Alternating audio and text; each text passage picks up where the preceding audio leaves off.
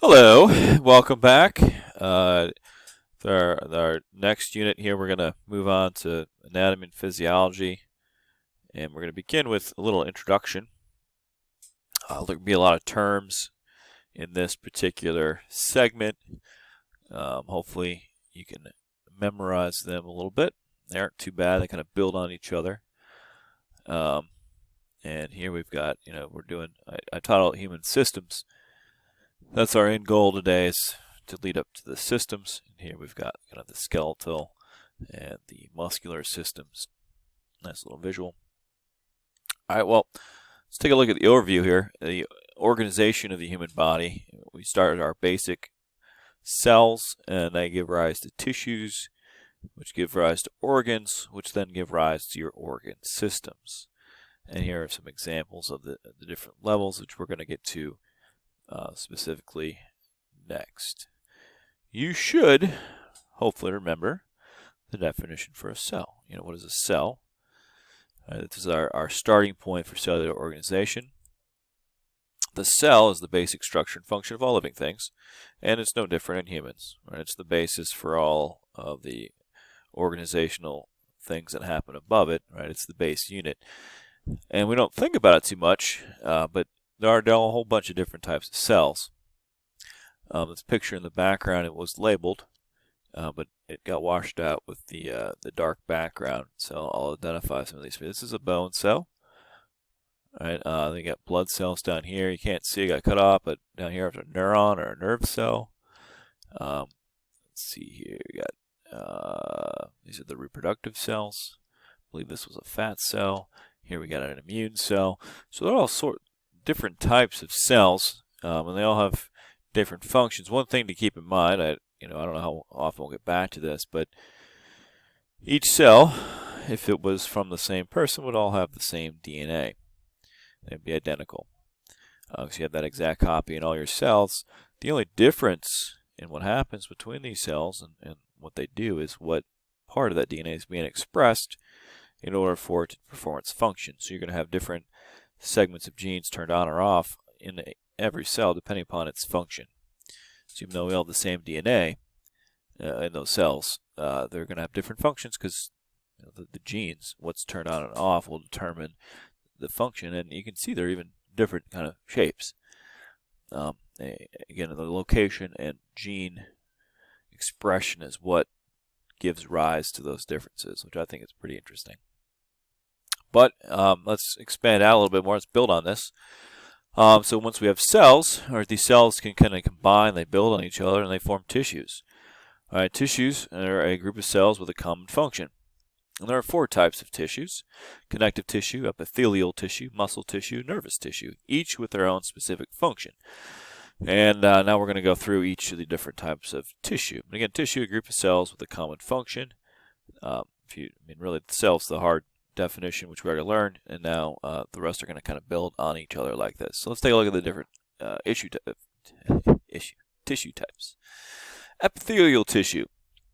This one is trickiest to say, and it's got a wide range of things that you'll see from it. In general, it just lines and covers the interior and exterior body surfaces. Skin, the epidermis is one that you're probably most familiar with.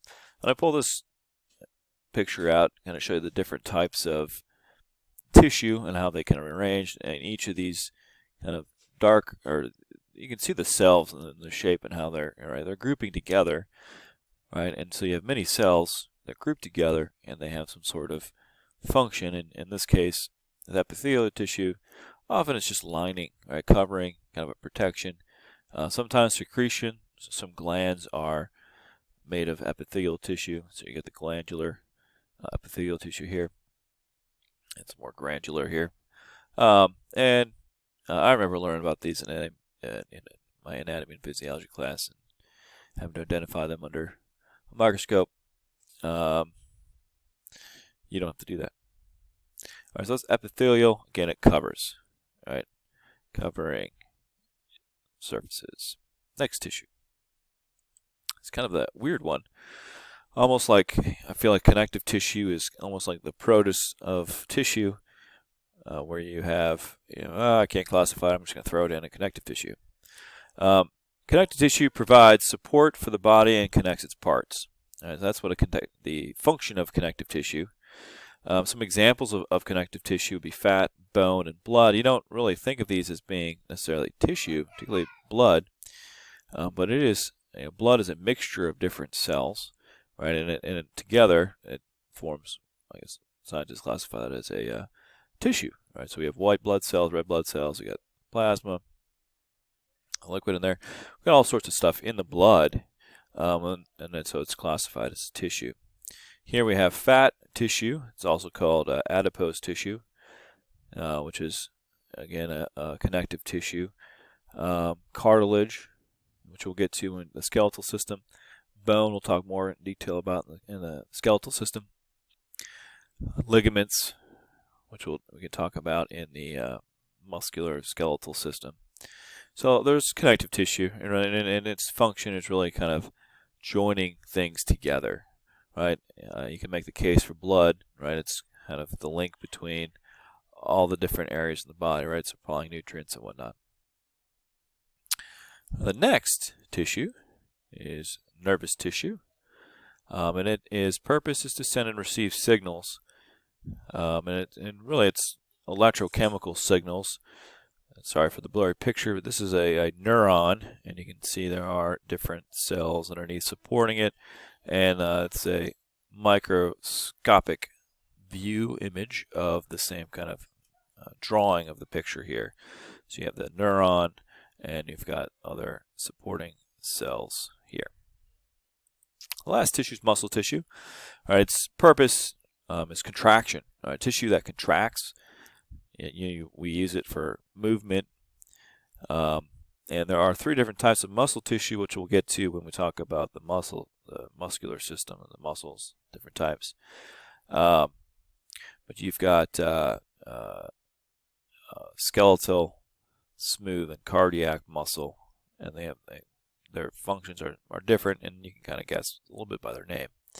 But that's muscle tissue, and again, multiple cells. Each of these little dark things is a nucleus. You combine them together, you end up with that muscle tissue. And again, their common function is to contract, or help with the movement, aid in movement. We can build on tissues then. When we combine tissues together, you end up forming organs. All right, so organs are a group of tissues that have a common function. This is a little bit more familiar. I'm sure all of you know or probably could identify without the words each of these different organs. So kidney, stomach, heart, brain, lungs, liver, intestines, bladder, all sorts of, you've got all sorts of organs, and these organs are composed of these different tissues. So you put the different tissues together, you combine epithelial tissue with some connective tissue, maybe a little bit of muscle tissue in there, and you end up with an organ. And each of these organs has a specific function. Right? Without these organs, bad things are going to happen, right? You can't live without a heart. Oh, that's pretty easy. Now, the final level organization, if you remember from the beginning, is organ systems. So then we take these organs, and they work together, and they form what's called an organ system. Some organs are going to be in multiple systems, and this is, again, defined, and this is a picture straight from your book. There are 11 different systems, some of which, it's always fun to, if we were in class, I'd try to figure them out on the board, and there's always a few that get missed. But real quick, you have the nervous system, right? So it's sensory stimulus. The hard one, is the integumentary system, right? The skin, right? The surrounding, the outside. You've got the immune and the lymphatic systems. The immune system helps defense. The lymphatic system is often defined as kind of like a fluid system. The muscular system aids in movement. Circulatory system is transportation, nutrients, materials, oxygen. Skeletal system aids in support structure. Respiratory system is the movement of oxygen and different gases. The digestive system helps us absorb nutrients and break down food. The excretory system helps eliminate waste. The endocrine system, it deals with hormones and some of these chemical messengers. And then the reproductive system. So that is all I have for you today. Focus on these terms and understanding these concepts. Tex would like to say hi. Say hi. Hi. So yeah, and I gotta attend to him. He apparently needs me to do something for him. All right. I hope you enjoyed it. See you.